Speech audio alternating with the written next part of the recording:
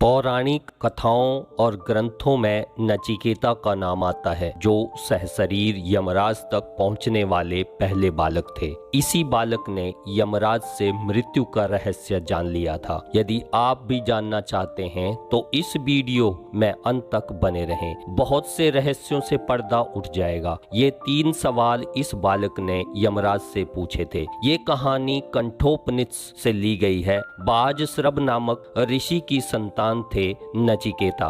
एक समय की बात है, बाजश्रव ऋषि यज्ञ कर रहे थे और यज्ञ की समाप्ति पर ब्राह्मणों और जरूरतमंदों को दान दे रहे थे। छोटे बालक ने पिता से पूछा, आप दान क्यों दे रहे हो? मैंने संकल्प किया था, पिता ने कहा। मैं अपनी स्वामित्व वाली सारी वस्तुएं दान कर दूंगा। नचिकेता ने पूछा, पिताजी, मेरे ऊपर भी तो आपका स्वामित्व है, आप मुझे किसको दान करोगे? पिताजी चुप रहे, पर बालक ने थोड़ी देर बाद फिर प्रश्न दोहराया, मुझे किसको दान करोगे?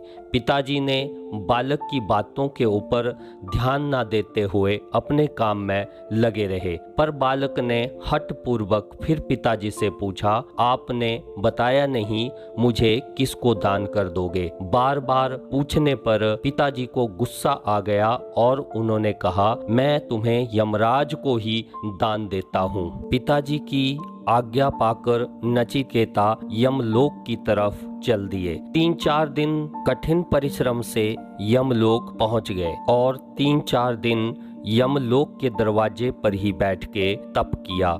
जब यमराज को यह बात पता चली तो यमराज खुद मिलने आए और कहा, तुम 3-4 दिन भूखे प्यासे मेरा तप किया है, तुम 3 वरदान मुझसे मांग सकते हो। नचिकेता ने कहा, पहला वरदान कि मैं जब अपने पिता के पास लौटूं तो उनका गुस्सा शांत हो जाए, और दूसरा, आप मुझे अग्नि विद्या का दान दें ताकि मैं लोगों की सहायता कर सकूं, और तीसरा, मुझे जीवन और मृत्यु के सवालों के उत्तर दो। इससे जुड़े जितने भी रहस्य हैं मुझे इसके बारे में समझाएं। यमराज ने पहले 2 वरदान तो मान लिए, पर तीसरे के लिए यमराज ने मना कर दिया।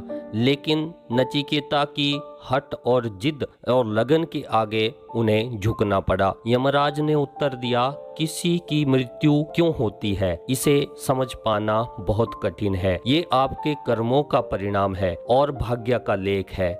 जैसे कर्म आप करोगे वैसा ही फल इस संसार में आप पाओगे, और जो इस संसार में आया है वह इस संसार को छोड़कर जरूर जाएगा। उसका एक तय समय है इस संसार में, वह पूरा करता है और अपनी तरफ से आगे की ओर चल देता है। और ये आपके पिछले कर्मों पर भी निर्भर करता है। पिछले कर्मों के बारे में हम आने वाली वीडियो में बात करेंगे कि पिछले कर्म कैसे हमारे जीवन को इस जन्म में प्रभावित करते हैं। तो हमें अच्छे कर्मों की तरफ ही ध्यान देना चाहिए। यदि हम ये कर पाए तो हमारा जीवन खुशियों से भी भर जाएगा और हमारे ऊपर उस प्रभु की, उस परम शक्ति की भी कृपा होगी। धन्यवाद दोस्तों मेरी वीडियो को देखने के लिए। यदि वीडियो अच्छी लगी हो तो वीडियो को शेयर और लाइक कर दें और मेरे चैनल को भी सब्सक्राइब कर लें। जय हिंद, जय भारत।